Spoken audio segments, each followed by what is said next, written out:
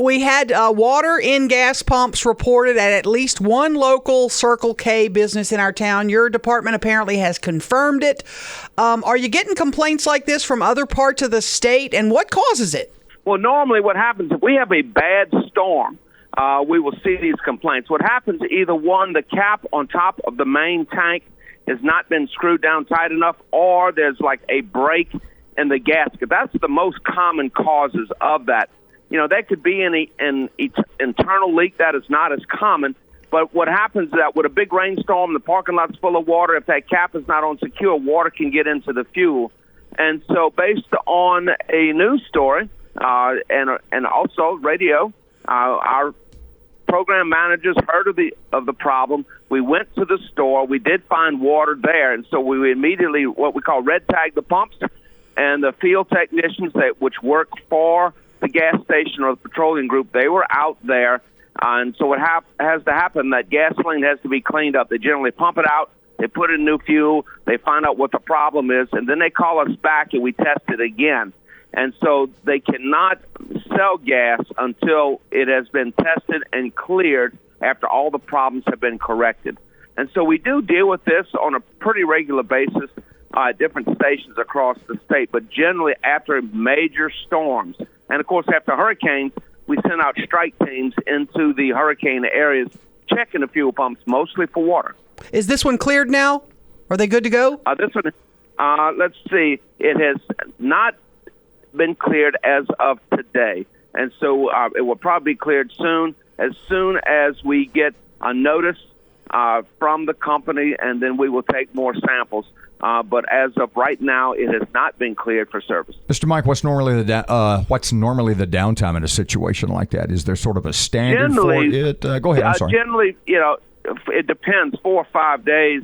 What has to happen? One, they have to fix the problem. Then they've got to get the tanks pumped out, and so they pump the tanks out. They put in new fuel, and then we test it again. And once we are notified by the store, by the company, that everything has been fixed, then we have to either clear them or deny them within 10 days. But we generally get out there as quickly as we can to get them back in business. Now, is there some amount of water that's in virtually everybody's tank, and is it just a question of how much because of a storm, or because of a malfunction, or did literally this one location, did they have to go in there and take out every drop of everything that was in that tank, or did they just take it down to a certain level? Normally, with ethanol fuels, they're allowed a 1/4 inch of water at the bottom of the tank. And for non-ethanol fuels, up to 2 inches in these great big tanks. So what happens, you can get water by condensation and forming, but if there's more than that, we dip the tanks, then we test. Now, if we find water when we pump the fuel, into the what we call the provers or the testing mechanisms, then we red tag it.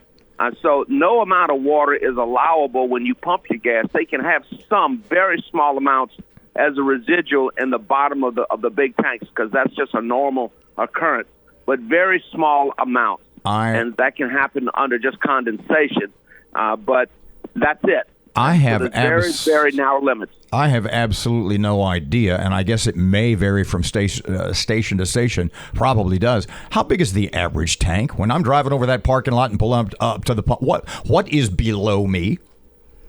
Generally 10 to 20, 25,000 gallons or larger. They're pretty big tanks. They're big tanks. We have in our fuel depots 10,000-gallon tanks and 15,000-gallon tanks at all of our storage depots for the Department of Ag and Forestry.